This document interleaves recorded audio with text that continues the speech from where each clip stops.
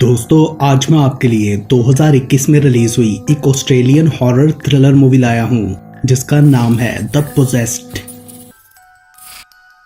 Film के start में हमें एक घर दिखाया गया है जहाँ कुछ स्ट्रेंज एक्टिविटीज हो रही थी। तभी हम वहाँ एक आदमी जेकब को देखते हैं जो अपनी वाइफ कैरिसा को घसीट कर ब्लड से भरे हुए बाथ टब से बाहर निकाल लेता है और उसे बेड से बांधकर एक्सॉर्सिज्म स्टार्ट करता है। कैरिसा शायद पोजेस थी और उसने अपनी जान लेने की भी कोशिश की थी। एंड देन कैरिसा पास आया कॉकरोच खाकर डिमोनिक वॉइस में हंसने लगती है। जेकब प्रेयर्स करते हुए डीमन को कैरिसा की बॉडी को छोड़ देने के लिए कहता है, मगर डीमन जोर जोर से रोर करते हुए उसे रुक जाने को कहता है, लेकिन जेकब नहीं रुकता और कैरिसा को डीमन से फाइट करने के लिए कहता है। जिसके बाद कैरिसा भी डीमन से फाइट करते हुए उसे अपने अंदर से निकल जाने का कहती है।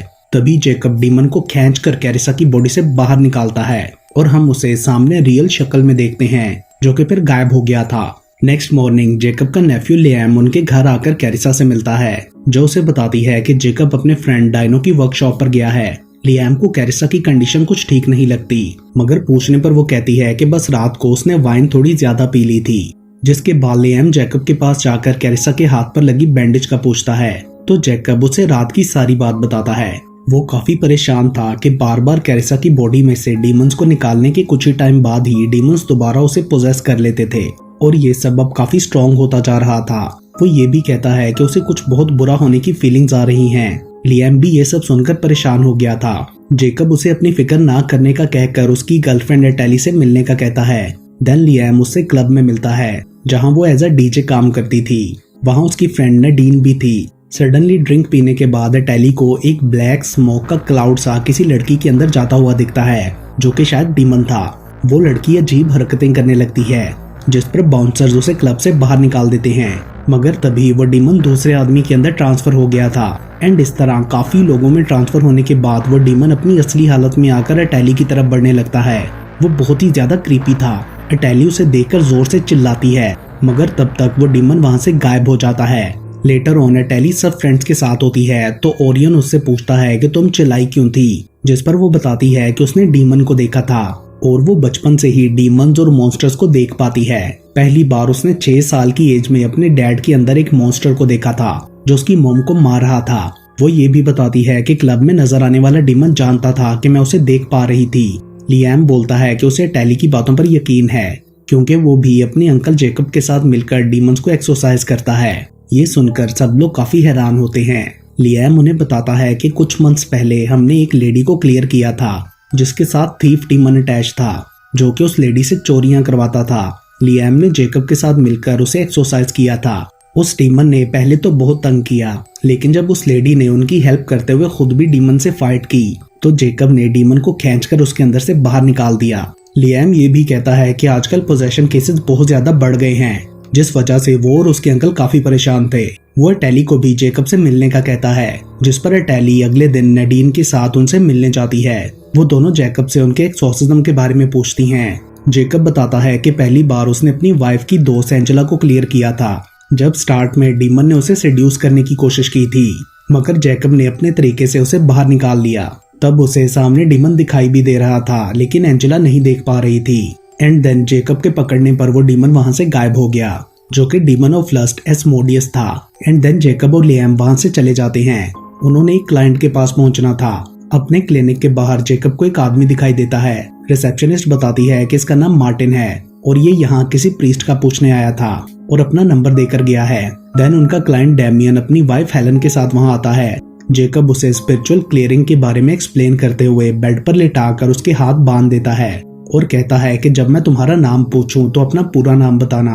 जिसके बाद एक्सॉर्सिज्म स्टार्ट करके जेकब उसका नाम पूछता है, मगर डैमियन के अंदर का डीमन खुद को रिवील करके जेकब की वाइफ को कर्स करने लगता है जिससे उसे गुस्सा आ गया था। मगर सडनली डीमन डैमियन का हाथ छुड़ाकर जेकब का गला पकड़ लेता है। तभी हेलन डैमियन को कमांड देती है एंड देन उसकी हेल्प से जेकब डीमन को बाहर निकाल लेता है। डैमियन अब क्लियर हो गया था इसलिए वो और उसकी वाइफ वहां से चले जाते हैं। उनके जाने के बाद जेकब प्रेयर्स करते हुए गॉड से हेल्प मांगता है कि वो अपनी बॉडी को क्लियर कर सके। मतलब डीमन उसके अंदर चला गया था, जिसके बाद वो जोर से चिल्लाता है और डीमन उसके अंदर से निकलकर जमीन में चला जाता है। लेटर ऑन उस आदमी मार्टिन की वाइफ नैन्सी क्लिनिक कॉल करके जेकब से पूछती है कि क्या उसे 8 महीने पहले होने वाले लार्सन फैमिली मैस मर्डर के बारे में पता है। एंड जेकब के हाँ बोलने पर वो कहती है कि हम उसी घर में रहते हैं और हमें आपकी जरूरत है। जेकब उसका एड्रेस पूछकर अगले दिन आने का कहता है। उस रात टैली को घर में कुछ अजीब आवाजें सुनाई देती हैं। वो चेक करने जाती है तो दीवार के पास एक लड़की खड़ी कुछ खा रही थी। टैली को लगता है कि नडीन होगी, मगर वो तो अपने रूम में थी, जो खुद भी कैमरा लेकर बाहर निकलती है, जहां टैली ये देखकर बुरी तरह डर गई थी कि वो लड़की असल में हॉरिफाइंग डीमन था, जिसने दीवार पर ब्लड के साथ डेथ इज हेयर लिखा था। मीनवाइल लियाम भी बाहर आता है, मगर वो डीमन को देख नहीं पा रहा था। तभी वो डीमन जोर से चीखता है, जिससे टैली उड़कर लियाम पर गिरती है, जिसे नडीन ने कैमरा में रिकॉर्ड कर लिया था। उसके बाद लाइट्स ऑन होती हैं और डीमन गायब हो जाता है। टैली उन्हें बताती है कि उसने डीमन को देखा, जिसने दीवार पर डेथ इज हेयर लिखा था। वो सब बहुत ज्यादा डर गए थे।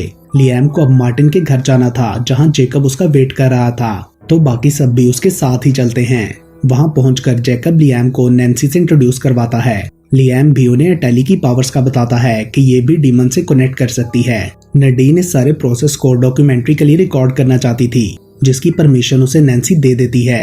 एक्चुअली मार्टिन इवल स्पिरिट से पोजेस था, जिसे जेकब क्लियर करने के लिए आया था। वो ये सब कैमरा के सामने एक्सप्लेन करता है।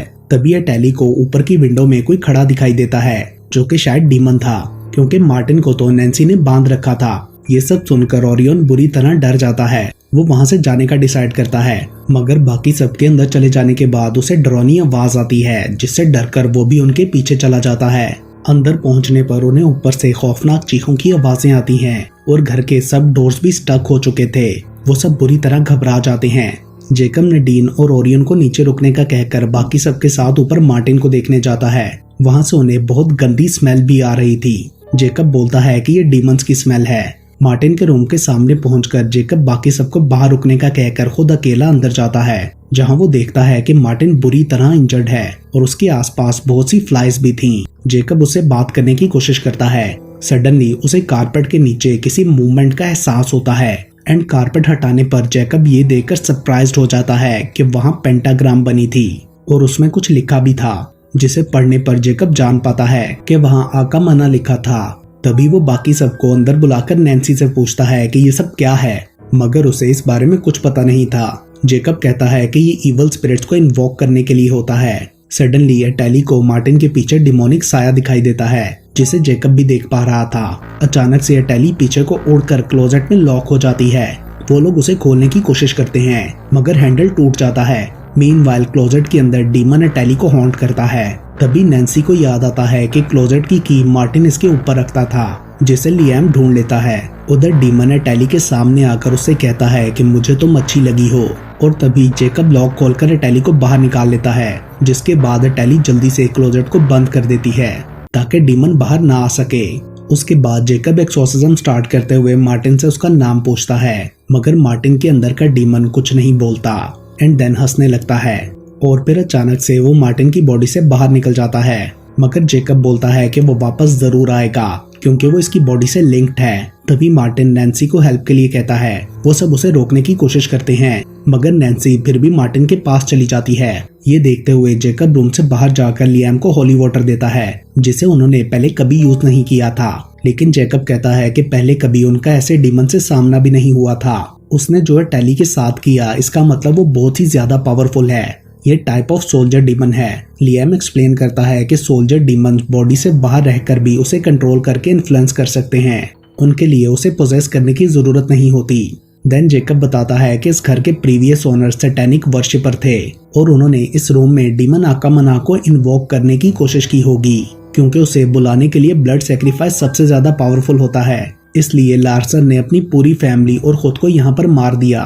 तो लियाम पूछता है कि फिर लार्सन ने खुद को क्यों मारा और आकामना अभी तक इस रूम में क्यों है, जिस पर जेकब कहता है कि शायद वो अपना रिचुअल पूरा नहीं कर सका था। टैली के पूछने पर लियाम बताता है कि आकामना सबसे पावरफुल डीमंस में से एक है। वो सैटर्न के 9 बच्चों में से तीसरे नंबर पर है। अब क्योंकि वो डीमन का नाम जान चुके थे, इसलिए उन्हें उस पर थोड़ी पावर मिल गई थी। दूसरी तरफ नडीन को ओरियन के पीछे कैमरा में कुछ नजर आता है और वो लोग रूम में सर्च करने लगते हैं कि वहाँ क्या था, और हमें वहाँ डीमन दिखता है जिसे वो देख नहीं पा रहे थे। एंड देन डीमन नडीन के पास जाकर उसे ओरियन को हर्ट करने का कहता है, जिसके बाद वो अचानक से ओरियन पर अटैक कर देती है। उसका फेस डिमोनिक हो चुका था। एंड देन सडनली होश में आने पर नडीन देखती है कि ओरियन बेहोश हो गया है। उधर वो तीनों रूम में वापस जाकर सारी बात नैन्सी को एक्सप्लेन करते हैं और जेकब कहता है कि जब मार्टिन इस रूम में आया होगा तो उसे ये पेंटाग्राम मिली। एंड देन डीमन आकामना ने उसे पोजेस कर लिया। सो उसे अब आकामना को मार्टिन के अंदर से क्लियर करके अपने अंदर लाना होगा ताकि उसे हेल्प भेज सके। वो ये भी बताता है कि अगर डीमन यहाँ से फ्री हो गया तो बहुत ज्यादा वायलेंट क्राइम्स बढ़ जाएंगे। सडनली मार्टिन डिमोनिक वॉइस में जोर जोर से हंसने लगता है। तभी नडीन रोते हुए वहाँ आकर उन्हें ओरियन के बारे में बताती है। एटैली और लियाम तुरंत ही उसे देखने के लिए जाते हैं, जहाँ ओरियन फ्रिज से कुछ निकालकर बहुत ही बुरे तरीके से खा रहा था। उसके करीब जाने पर उन्हें पता चलता है कि वो पोजेस्ड है, जो जंप करके टेबल पर चढ़ जाता है। यहाँ पर लियाम थोड़ा सरप्राइज होता है क्योंकि अब वो भी ओरियन की शक्ल में डीमन को देख पा रहा था। एंड देन लियाम के टच करते ही डीमन ओरियन की बॉडी को छोड़कर चला जाता है। उसे लग रहा था शायद एटैली की पावर्स की वजह से डीमन भागा।